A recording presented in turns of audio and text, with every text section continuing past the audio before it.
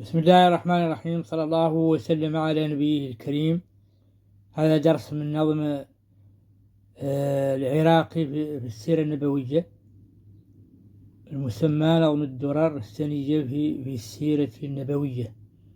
نص: يقول رازي من إليه المهرب عبد الرحيم بن الحسين المذنب، أحمد ربي بأتم الحمد وللصلاة والسلام أهدي إلى نبيه، وأرجو الله في نصحي ما سئلته شفاها. من نظم سيرة النبي الأمجد ألفية حاوية للمقصد، وليعلم الطالب أن السيرات تجمع ما صح وما قد انكرا، والقصد ذكر ما أتى أهل السير به وإن إسناده لم يعتبر، وإن يكون قد صح غير ما ذكر ذكرت ما قد صح منه واستطر. شرح: يقول رازي من الرجاء وهو ضد القصد.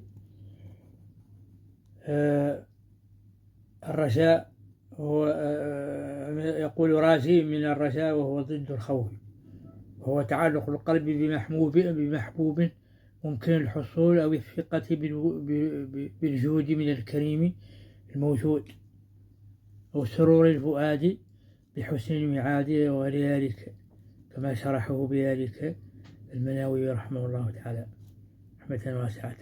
من أي الذي إليه المهرب وهو الله تعالى عبد الرحيم، اسم الناظم رحمه الله تعالى رحمة واسعة بن الحسين المعروف بالزين العراقي نسبة إلى عراق العرب.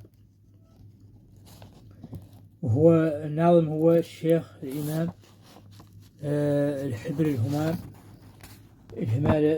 جمال الحفاظ الفخام زين الدين عبد الرحيم بن الشيخ الإمام العابد الزاهد القدوة، حسين بدر الدين بن أبي بكر بن إبراهيم المصري الشافعي المعروف بالزين العراقي نسبة إلى عراق العرب. حفظ القرآن وهو ابن ثمانية، وكان يحفظ كل يوم 400 سطر، ثم أخذ الفقه ووصوله عن السبكي وابن كثير وغيرهما، وتوغل في القراءات، فقال له العز بن جماعة: إنه علم كثير التعب قليل الجدوى، وأراك متوقد الذهن جيد القريحة، فاصرف نفسك إلى الحديث. فأقبل عليه حتى برع ومهر فيه، وفاق أهل عصره حتى وصفه مشايخه بأنه حافظ الوقت رحمه الله تعالى رحمة واسعة.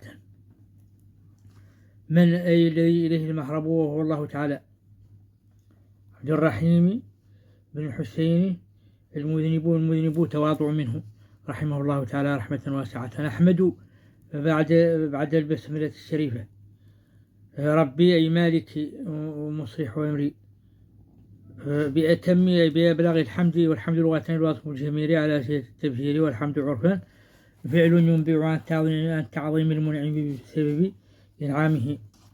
وللصلاة من الله، الصلاة من الله الرحمة والمقرونة بالتعظيم والسلام والأمان، والمراد بهما من الله تعالى إنشاء مضمونهما، ومن غيره طلب إنشائهما، إلى نبيه صلى الله عليه وسلم. والنبوة سفارة بين الله وبين ذوي العقول مثلا لراحة عيالهم في معاشهم ومعادهم.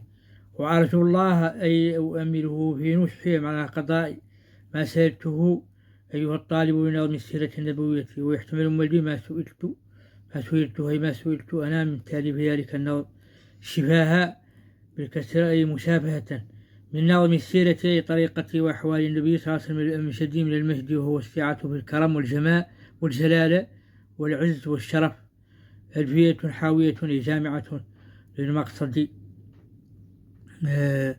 ألفية بناء على أنها من كامل الرجس المقصودي أي لجميع المقصودي، وليعلم الطالب من الطلب أي الراغب في فن السيرة النبوية أن السيرة جمع سيرة، وقد غلب اسم السيار في اسم السيرة في ألسنة الفقهاء والمحدثين على المغازي ونحوها. والقصد ذكر ما أتى أهل السيار به في كتبهم، وإن كان إسناده لم يعتبر لوجود قادح كان فيه، مثلا وجود مثلا قادح فيه، كيف مثلا يعود فيه نكارة، والله عضال، والله انقطاع، والله مثلا واحد من الرجال ضعيف، والله وضاع، والله كذاب، والله متهم بذلك، والله غير ذلك من القوادح شرعيا على طريقة هذا الفن، فإن يكون قد صح بطريق من الطرق غير ما ذكره أهل السير. ذكرت ما قد صح منه، وتركت ما ذكره فيه أهل السير مما لم يرد في الإذر. واستطير أي سطر بمعنى رقم في الكتب، وهذا تتميم البيت. وفقني له وإياكم ما يحبه ويرضاه، وصلى الله وسلم على نبيه ومن والاه.